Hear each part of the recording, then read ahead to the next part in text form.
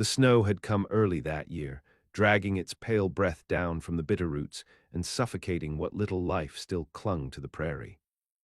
Rafe Harlan sat alone in the gloom of his cabin, the fire spitting softly behind the iron grate, his rifle leaning against the stone hearth. Outside, the wind howled low, not a scream but a warning. Winter was no season for the weak. He'd buried his last hired hand in October, a boy too green for real work, torn apart by a bull in the south pasture. Since then, Rafe hadn't spoken more than a dozen words aloud, just grunts and commands thrown to the wind and the horses and the mutt that skulked near the chicken coop. He liked it better that way. Quiet, controlled, no obligations. He built the ranch after the war, up in the high plains where few would follow, on land no one wanted. Every board, every nail was soaked in sweat and solitude. Folks in town called him Ghost Rafe, said he lived like a man half wild. Maybe they were right, but solitude kept the past from clawing up out the dirt. That night, near midnight, something rattled against the barn door, not wind, not the usual groan of old timber straining under frost. It was sharper, lighter, like a knock, 3 quick thuds, then silence. Rafe stood from the chair and took his rifle. He stepped into the cold, boots crunching through the crust of snow. The moon was drowned behind clouds, but he didn't need light to navigate his own land. He moved toward the barn with the slow certainty of someone ready to kill or save, depending on what waited there. The door creaked as he swung it open. She was crouched just inside, spine curled around something small. Her coat was torn, soaked through, one sleeve hanging by threads. Her hair was matted, iced at the ends. And in her arms, wrapped in a fraying wool blanket, was a baby. The child didn't cry. It was too cold for crying. Rafe stared at her, the woman's eyes wide and wild in the dark. She didn't speak. She didn't beg. She just turned her body slightly, shielding the infant with what little warmth she had left. He could have turned her away. Could have told her to go find shelter in town, 13 miles downhill and past the river, now frozen to jagged ice. But he didn't. He knelt, brushed snow from her hair, and said only one thing: inside. She didn't move at first. He reached for her, slow and careful, and took the baby from her arms. It weighed nothing, a slip of a thing. He turned back toward the cabin without looking to see if she followed. He knew she would. Hunger and cold made even pride an afterthought. Inside, he stoked the fire and laid the child on a wool blanket near the hearth. The woman collapsed not far from it, her legs giving out beneath her. Her lips were cracked. She reeked of sweat and wet wool, and something underneath that, blood. Rafe fetched a tin cup of water and held it to her mouth. She drank like a dog, gulping fast, eyes never leaving the baby. "What's his name?" Rafe asked. She shook her head. "Yours." Nothing, he waited. When she still said nothing, he stood and fetched dry clothes from a chest in the corner. A shirt, a pair of old trousers cinched tight with a rope. He left them near her feet. By morning she'd bathed, changed, and sat wrapped in a wool blanket beside the child. Her eyes, pale green, were sharper now. Watching him with a kind of animal wariness. Not fear, not yet trust, just calculation. "My name's Rafe Harlan," he said. She didn't respond. He glanced at the baby. Its cheeks were flushed now with warmth, breath even. "You need a name," he muttered, mostly to the child. She stirred. "Her name's Mercy." He turned. Her voice was low, rough with disuse. "And you?" he asked again. She hesitated. "Call me Elsie." He didn't press. They were names enough for now. Rafe didn't want a family. He never had. But as the wind clawed at the windows and the fire drew shadows on the walls, he knew what had happened wasn't chance. That night, something in his life had shifted. Not like a door opening, but more like the crack of old earth under frost, slow and final. The kind you don't come back from. By the 3rd day, she was steady on her feet, and the baby had begun to make sounds, soft coos that broke the silence like a bird at first thaw. Elsie moved around the cabin with the quiet purpose of someone used to surviving in borrowed places. She never asked for anything. She watched what he did and then did it herself. She chopped kindling with her back hunched to the wind, fetched water from the creek when the ice had softened just enough by midday. She held Mercy with the wariness of someone who'd learned not to count on permanence. Rafe let her work. He didn't ask questions, but questions circled him like wolves outside firelight. Where had she come from? What had she run from? And whose blood had dried in the hem of her coat? She said little. At night, she slept on the cot near the stove with Mercy curled against her chest. Rafe slept in the bedroom behind a latched door, but his ears stayed open. The baby's breath, Elsie's soft movements, the wind outside, all of it wound into the fabric of his dreams. A week passed, then two. He'd never let anyone stay that long. But the land was sealed shut under snow, and something in her presence settled the air. She didn't gossip or whine. She didn't look at him like he was broken. She just existed, like a tree you hadn't noticed until it bore fruit. One morning, Rafe returned from checking the south fence line to find a snare laid near the chicken coop. A rabbit dangled, freshly caught, still twitching. Elsie stood beside it, her hands bloodied from cleaning. "You've done this before," he said. She looked at him, shrugged. "Better than starving." They dressed the meat together. He didn't ask how she knew to tie a gut string that way, or where she'd learned to fillet a rabbit so clean it looked surgical. But he noticed. "That night over stew," she said, "my husband's dead." He didn't look up, just kept stirring his bowl. He was Mercy's father. That one died before winter came. Rafe didn't speak. She seemed to want silence more than sympathy. "He found us in the fall, said he'd keep us safe, promised food, a roof. I believed him. He didn't want a baby, didn't want a woman who talked back either." Her fingers gripped the tin cup so tight it trembled. "When he hit her, I knew I'd kill him." That was all she said. She sipped her water. The fire cracked. Rafe didn't ask if she'd done it. He didn't need to. There was a calm in her voice that only came from finality. "I don't want charity," she added. "You're not getting it." She nodded as if something between them had been settled. After that, she worked like she belonged, cleaned out the old tack room in the barn, and moved some of their things there. Not away from him, but toward something sturdier. Every action she took, every step, was deliberate. Rafe started thinking in twos instead of one. He caught himself doubling recipes, cutting more firewood than usual. He built a cradle for Mercy out of scrap oak and birch bark and left it outside her door without a word. The next morning, he found it filled with quilts. When a blizzard tore down from the north in late January, it tested every corner of the ranch. Rafe spent 2 days digging out the livestock, melting snow for water, and nailing tarps over the weakest parts of the barn roof. Elsie never slowed. She wrapped Mercy in layers of wool and strapped her to her chest while hauling feed sacks from the cellar.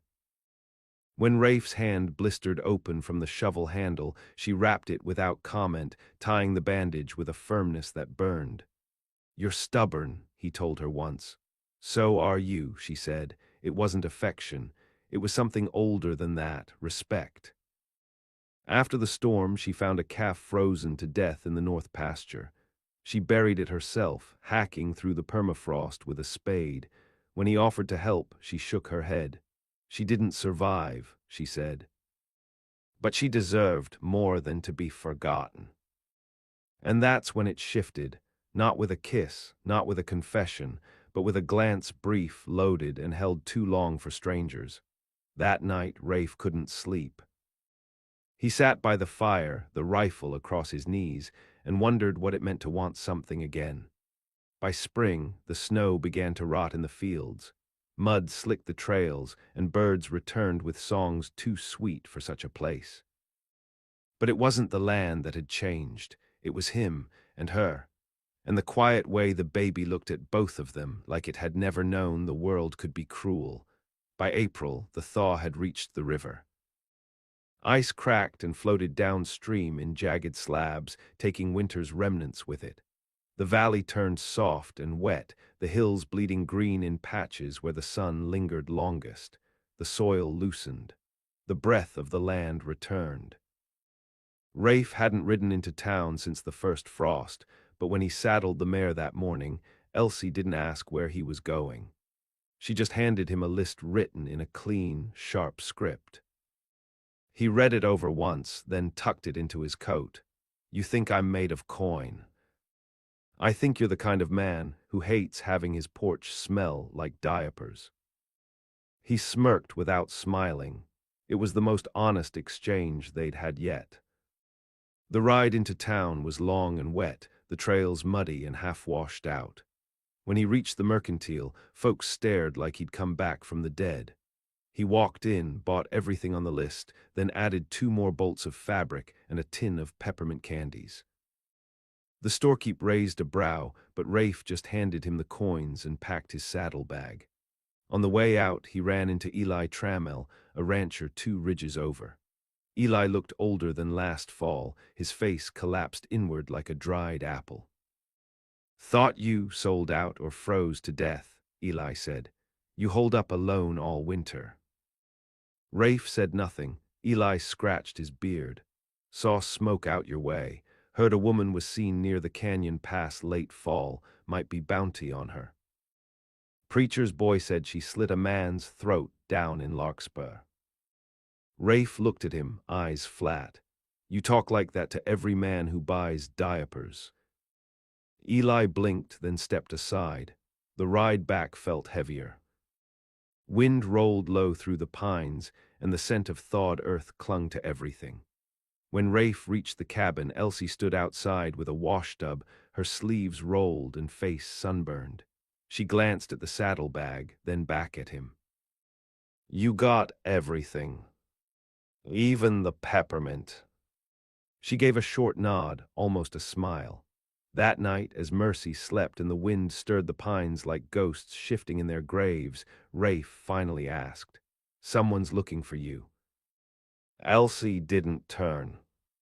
She stared into the fire, her shadow long on the wall. "I killed a man in Larkspur. Wasn't the first who tried to take her from me, but he was the first who bled loud enough for people to notice." Rafe didn't flinch. "I didn't run because I was guilty," she added. "I ran because I knew how men like him are remembered. He was a merchant's son. I was the woman in his bed."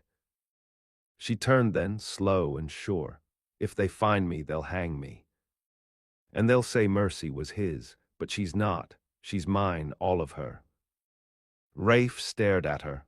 "What do you want me to do?" "Nothing." But she was lying, not asking for protection, but hoping for it all the same.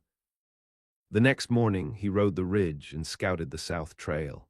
He placed fresh traps along the creek and set wire alarms across the path leading to the canyon.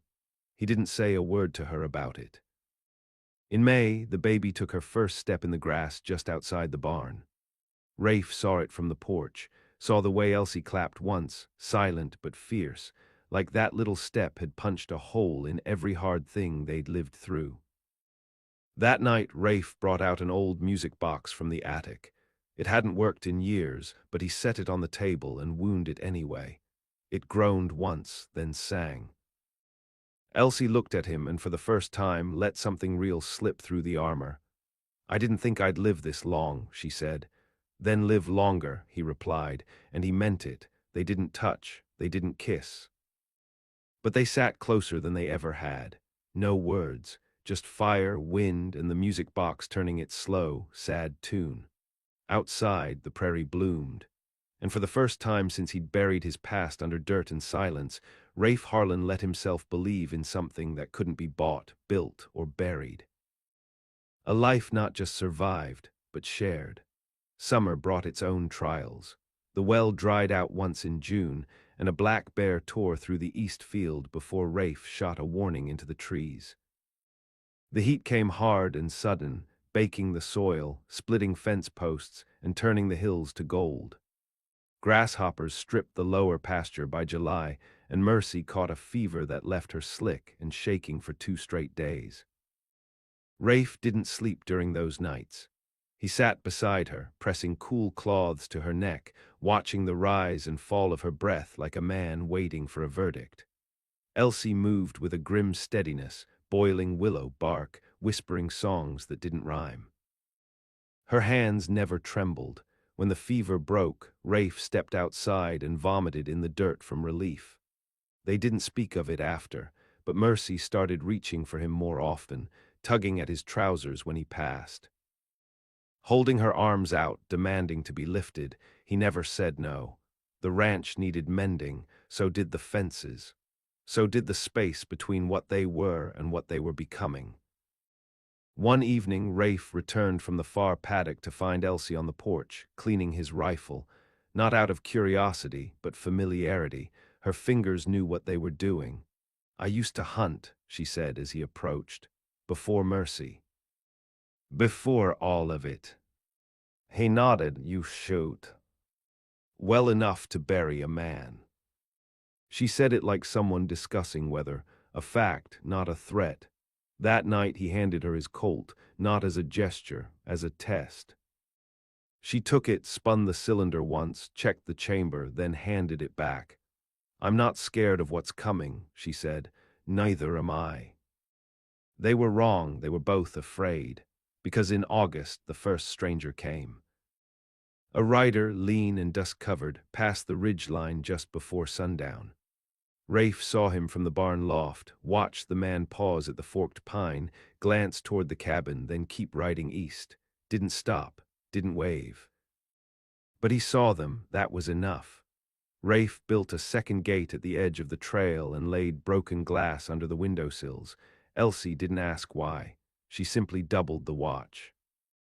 Mercy learned to say horse and fire and papa. That last one hit Rafe like a bullet, clean through the chest. He didn't correct her. Some nights he found Elsie awake, staring at the rafters. She never startled when he approached, just moved over enough to let him sit near. "I don't dream like I used to," she said once. "Before, I dreamed about escape. Now it's always Mercy drowning, or the door opening." Always the door. Rafe didn't offer comfort, just took her hand, held it until the fire died. Then came the letter, tacked to the outer gate one morning, sealed in wax, no name. Rafe opened it with his knife. It was short. 8 words in neat script. "We know what she did. She's not safe." No signature, no demand, just certainty. He didn't show Elsie that day. Didn't want her to tighten again, to disappear into that place she went before a fight. He buried the letter in the ashes and spent the next week reinforcing the barn, checking the traps, counting the rounds in his lockbox. And he started sleeping closer to the front door. They knew, someone knew, the past was moving again. And it would find them. But Rafe wasn't the same man who once let pain rot him from the inside out. He wasn't just a rancher, or a loner, or a ghost of war. He was something harder now, something worth fearing. Because he hadn't wanted a family, but they'd made one anyway, and he would burn the whole prairie before letting anyone take it from him. The first shot came 3 days later, just before dawn. It struck the edge of the barn, wood splintering with a dry crack. Rafe was already up, already dressed, already armed. Instinct, or maybe something deeper, a kind of second sight honed by too many mornings where death rode in with the mist. He stepped out slow, rifle raised, eyes scanning the ridgeline. A flash of movement in the trees, one man, maybe two, the kind who didn't leave names or graves behind. Rafe fired once. Missed, but it was enough to scatter them. Enough to buy time. Elsie was waiting when he came back inside. Mercy was curled under a blanket behind the hearth, oblivious. Elsie already had her knife strapped to her thigh, her boots laced, her coat in hand. "They're not bounty men," Rafe said. "No badge, no signal shots." "Then who?" "Maybe the one she killed had friends." Elsie nodded once, sharp. She didn't ask him to run. She didn't ask to hide. She just looked him in the eye. Then let's prepare. The next 2 days were a storm without thunder. They boarded the lower windows, moved Mercy's bed into the pantry, reinforced the front door with steel rods Rafe had once used for cattle fencing. Elsie cleaned every weapon in the house, loaded the pistol, sharpened the long knife she never let out of reach, and they waited. The second attack came at night. A bottle arced through the darkness and shattered on the porch, flame licking up the railing. Rafe was already there, stamping it out, cursing low. A rifle cracked from the trees. He dove, rolled, returned fire.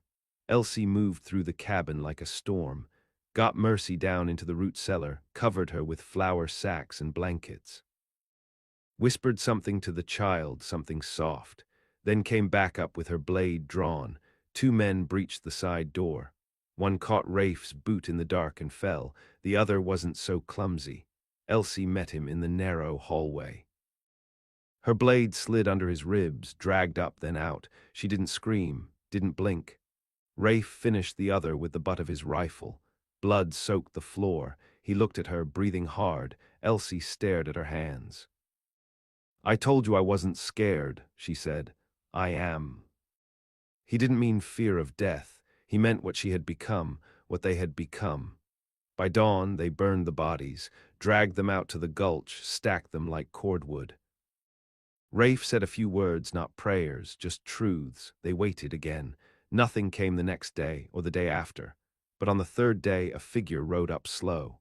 Alone, no weapon drawn, Rafe stood in the yard, rifle loose in his hand. The man dismounted, a thin, pale thing, city-born by the look of his boots. "You Rafe Harlan?" he asked. Rafe didn't answer. The man reached into his coat. Rafe cocked the rifle. The man froze. "Just a letter," he said, voice shaking.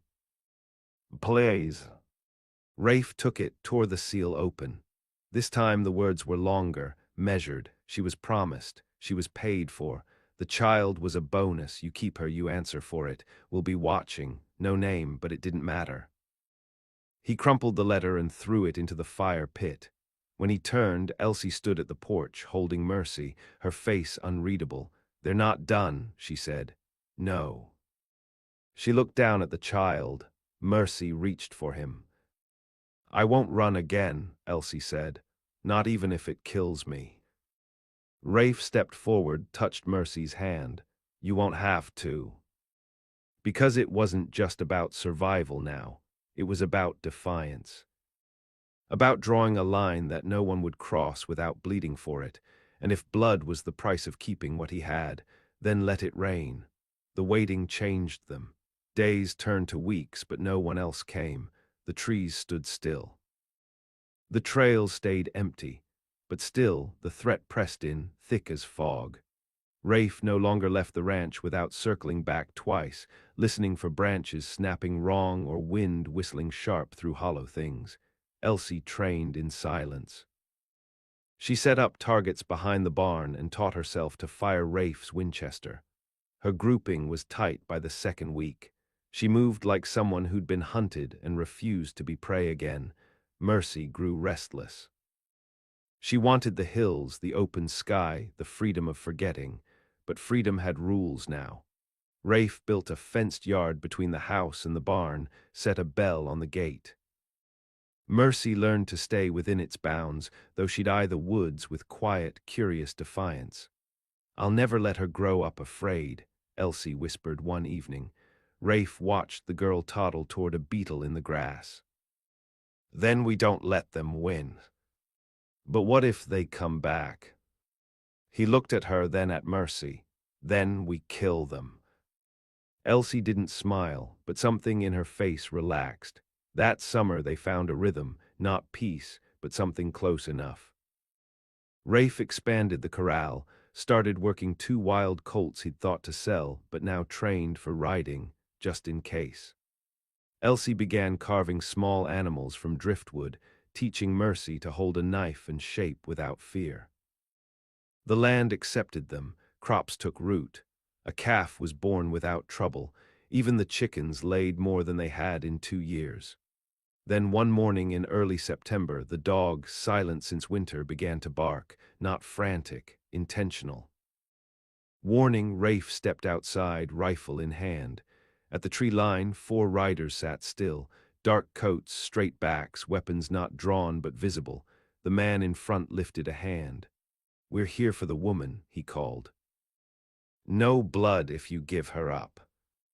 Rafe didn't answer, just stared. "She was bought," the man continued, "by name, by coin, by right." Elsie stepped beside Rafe. Her hand rested on the revolver at her hip. "No one owns me," she said. The man smiled. "That child ain't yours. She's ours by law." "There's no law out here," Rafe said. "Then we take her by force." Rafe nodded, slow. "Try." The riders didn't move, not yet, calculating risk, scanning the slope behind the barn, counting shadows. Rafe knew they'd come at night. He was ready. They made the cabin into a fortress. The windows were sealed, the doors double-barred.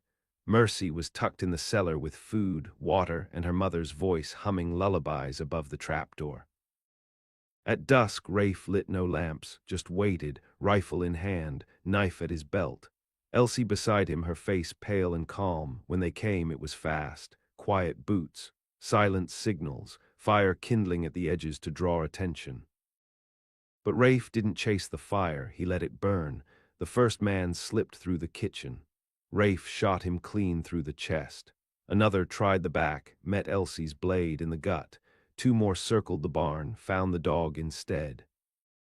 It tore into one's throat before a shot rang out. The dog dropped, so did the man.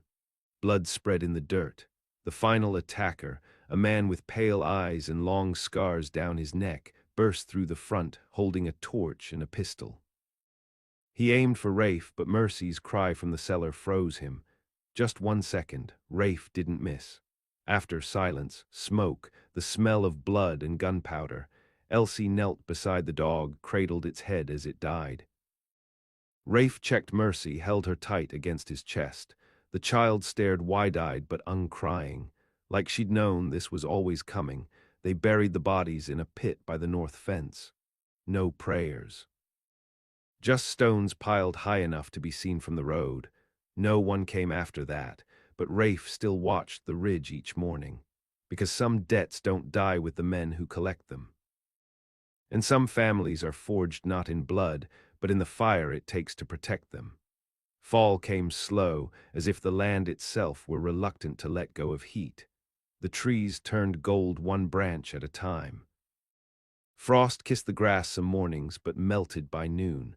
The air shifted, quieter now, heavier, like the ground remembered what had soaked into it. Rafe stood each morning with a rifle across his back and eyes on the hills, but no one came. No more riders, no more letters. The only tracks now were elk and deer, foxes slipping between trees, the kind of wild that belonged here. Inside, the house was changed. Not cleaner, not softer, just lived in.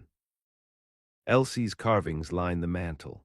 Mercy's footprints stained the hallway floor. Rafe's tools no longer sat in corners untouched, but beside hers, beside new things built together, cradles, chairs, small fences to keep chickens from wandering too far. They didn't speak of the night the blood ran. They didn't speak of who those men were or who might still come. But the silence wasn't fear anymore. It was understanding. One evening, Rafe returned from the ridge with a bundle of dry pine and found Mercy walking the porch rail, arms out, balancing with the steadiness of a girl born to wind and risk. Elsie stood close, arms folded, watching with a half-smile that dared the world to try again. "She's fearless," Rafe said. "She's free." They sat together after supper, the 3 of them, watching the sky change. Elsie leaned against his shoulder. Mercy slept in her lap, one hand curled around Rafe's thumb. "I never asked what you were before all this," she said. He shook his head. "Doesn't matter now. You ever want any of this? A home? A child?" "No." She looked at him, eyes like the valley at dusk, shadowed but deep. "But you kept us." "I didn't keep you," he said. You stayed. And that was the truth of it. The cabin had been a place to forget. Now it held names, stories, scars with meaning. It echoed with Mercy's laughter, with Elsie's footsteps at dawn, with the sound of something like hope, quiet, unassuming, but real. Winter would come again, and with it maybe more threats, more hunger, but they'd endured once. They'd endure again, because he hadn't wanted a family, but the world hadn't cared what he wanted. It had brought him one anyway, in the form of a woman bleeding into snow, a child too cold to cry, and the unbearable weight of realizing he'd finally found something worth defending with his life. And now that he had it, he'd never let it go.